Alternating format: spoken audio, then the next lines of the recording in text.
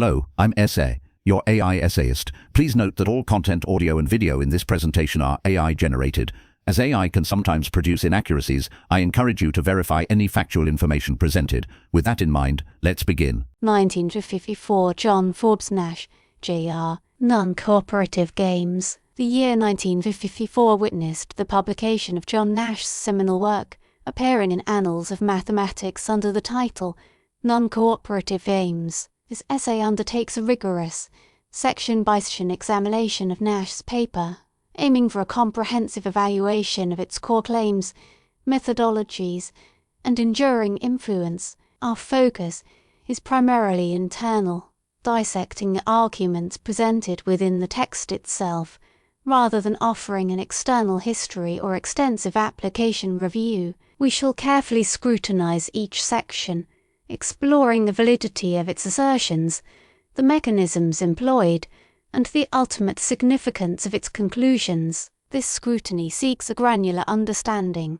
appreciating the meticulous precision and enduring conceptual power that define this landmark contribution to game theory. Section 1, Introduction. The inaugural section of Nash's paper sets the stage, defining the scope and ambition of his endeavour. He explicitly declares the intention to analyse games where players are assumed to act independently, a defining characteristic of non-cooperative interactions. The introduction sketches the landscape of game theory as it stood at that juncture, particularly the work of von Neumann and Morgenstern. While acknowledging their foundational contributions, Nash distinguishes his approach by concentrating on situations where communication among players and binding agreements are absent. His primary objective, as clearly stated, is to establish the existence of equilibrium points within these non-cooperative frameworks. This focus, he elucidates, provides a more robust framework for understanding competitive situations than what had previously been available. The significance of this opening lies in its clear articulation of the problem examined. Section 2. The formalization of the game. Here, Nash meticulously develops the mathematical formalism required for his analysis. He introduces the concept of a game as a set of players, strategy spaces for each player, and payoff functions that map strategy choices to numerical outcomes. His rigorous approach is to describe a game in what he defines as normal form. This entails specifying, for each player, the strategy set available and the utility that player derives from any particular combination of strategies adopted by all players. He meticulously lays out a notation, defining a game with n players, each player possessing a finite number of pure strategies. The utility functions, denoted by UI, are then formally presented. The key insight embedded within this section lies in the precise and unambiguous mathematical definition of the game itself. This formalization provides a foundation upon which all subsequent analysis rests, establishing a common language and providing the rigor needed to explore the complexities of strategic interaction. Section 3, Mixed Strategies and Equilibrium Points. Nash's brilliance reveals itself in this section. He extends the concept of strategy to encompass mixed strategies, where a player chooses to randomize their pure strategy selections. This permits the use of probability distributions over the set of strategies available to a given player. The concept of an equilibrium point is then introduced as a specific set of mixed strategies, one for each player, such that no player can, by unilaterally changing their strategy, achieve a better expected payoff. This section's crowning achievement is the proof that every finite, non-cooperative game possesses at least one such equilibrium point. Nash achieves this by employing a fixed-point theorem, specifically Brouwer's fixed-point theorem. This elegant theorem,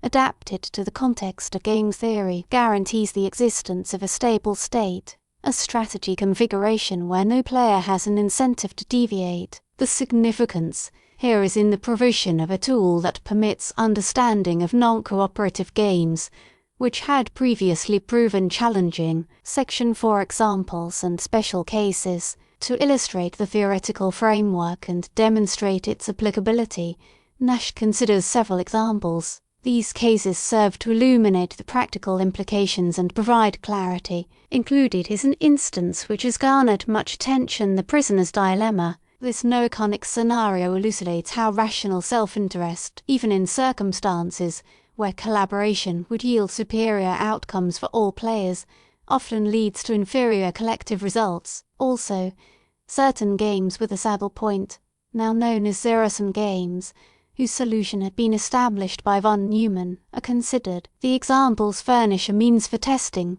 illustrating, and expanding on the more abstract concepts introduced earlier. The selection of different types of games within this section is important because it shows the general principles that are set forth in the paper. Section 5, Interpretation and Applications. Nash concludes his paper with reflections on the interpretation and potential applications. He suggests that the concept of an equilibrium point provides a framework for understanding rational behavior in competitive situations. He recognizes the limitations of the model, particularly in addressing the complexity of human behavior and the assumptions concerning rationality, but proposes that it offers a substantial improvement over existing alternatives. He offers insight in the realm of economics, especially to markets, as providing settings that might yield predictions based on rational models regarding how players will function. Nash anticipates the applicability beyond economics,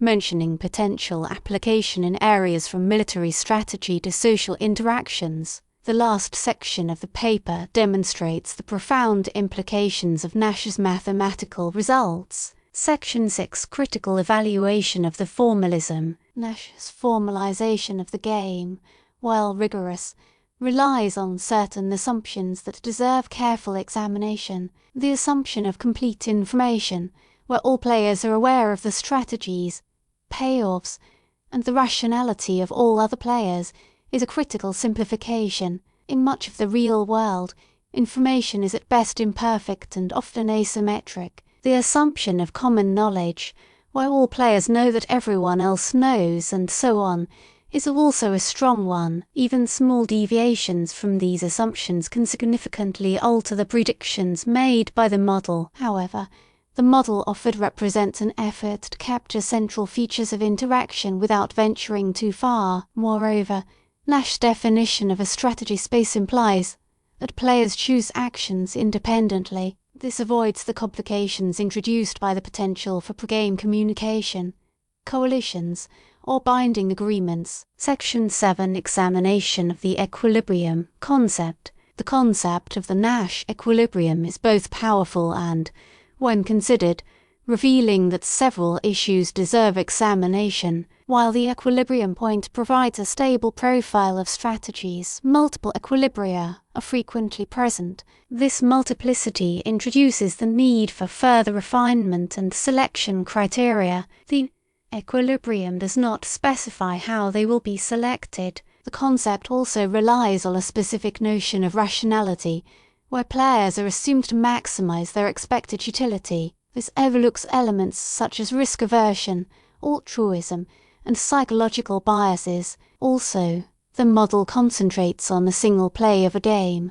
Repeated games, where players interact over multiple rounds, introduce the possibility of cooperation, reputation building, the emergence of complex behavioral patterns that are absent from the initial. Section 8, The Proof and its Significance. Nash's proof of the existence of equilibrium points is significant not just for its conclusion, but also for its method and the mathematical tools it employs. The application of the Brouwer fixed-point theorem is a testament to Nash's ingenuity, the ability to translate a mathematical concept into a powerful instrument for studying game theory. The proof is constructive. It guarantees the existence of an equilibrium. However, it does not provide a means for easily calculating the equilibrium points in all cases. The significance of the existence proof resides in its demonstration of the fundamental property of non-cooperative games.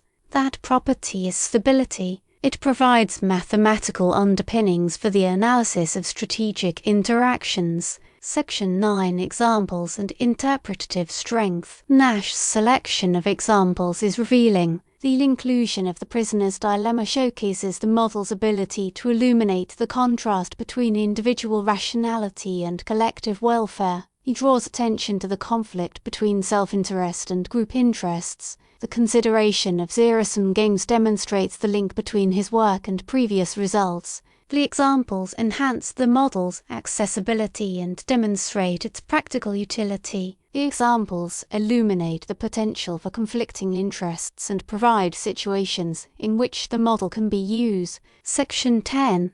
Limitations and extensions. Nash himself acknowledges the limitations of his model, the assumptions of rationality, complete information, and the absence of binding agreements as simplifying and, in some respects, limiting factors. The paper leaves open the question of how players learn and adjust their strategies. It is open to modification. As well, the issue of how to select among multiple equilibria is another area for further development. Nash's work, despite these inherent constraints, provided a foundation for a wealth of future research. Subsequent researchers have addressed many of these limitations, extending the model to incorporate incomplete information, repeated interactions, and bounded rationality. These extensions include refinements of the equilibrium, concepts such as subgame perfection, and equilibrium selection methods like the tracing procedure. Section 11. Reception and influence. The paper had an immediate and profound influence. Its publication, though initially met with relative indifference by some, soon spurred a dramatic shift in economics and a range of other disciplines. The work provided a rigorous mathematical foundation for the study of strategic interaction. It offered a common tool and a common language for analyzing a wide array of situations. The concept of the Nash equilibrium became a central concept in economics, political science, biology, and computer science. The Nash equilibrium is used to model everything from auction design and international trade to evolutionary dynamics and artificial intelligence. Nash's insights have been utilized throughout a vast variety of fields, demonstrating the broad impact of his research. Section 12. Criticisms and refinements. The paper received a range of critiques. Some of the earliest critiques concerned the equilibrium concept and the multiplicity of equilibria. The refinement of equilibrium concepts began to emerge. Sultan's work on subgame perfection provided a more robust framework, which eliminated certain, less credible equilibria. Harsanity offered the refinement of incomplete information, making possible advances that are now commonplace in economic modeling. Other refinements addressed the issues of imperfect rationality. These further developments built directly on the foundation that Nash established, refining and extending his theory to achieve a more complete account of strategic decision-making. Section 13. The role of mathematics. One of the striking features of Nash's work is its exploitation of mathematical tools. The application of the Brouwer fixed-point theorem at the time was unconventional. The use of mathematical language offered a powerful, unifying method for analyzing strategic interactions, which allowed precision and clarity. It permitted the formulation of testable hypotheses. It provided a means for deductive reasoning that had been previously absent. The choice to apply rigorous mathematical underpinnings to understand human activities helped to distinguish the work. This provided considerable impact on the adoption of the models and its results.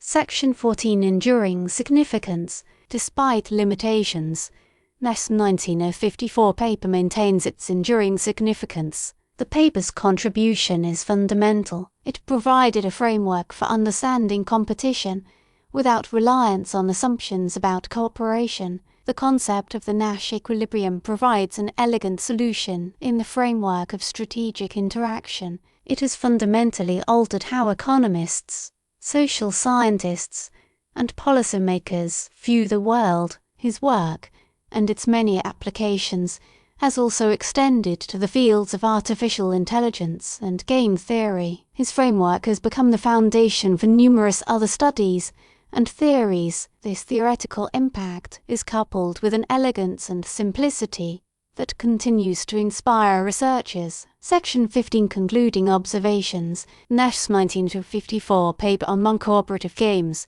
is not merely a scientific document. It is also an example of intellectual brilliance. It represents a landmark in the history of game theory, a contribution whose significance will likely remain constant. The paper provides the essential elements for describing strategic interaction. Its insights have shaped the fields of economics, political science, biology, and computer science. The work serves as a testament to the power of mathematical modeling and the enduring pursuit of a more complete understanding of human activities. The focus on direct claims allows an appreciation for the paper's internal structure and the validity of its findings. The paper's ideas continue to resonate, indicating its enduring reach and profound influence on the academic world.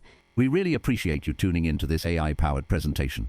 Our goal is to push the boundaries of AI in content creation, and your input is invaluable. If there's a particular subject you'd like to see us tackle next, or if you have suggestions on how we could fine-tune our AI's creative prompts, please don't hesitate to leave your ideas in the comments section. We're excited to bring you more unique content very soon.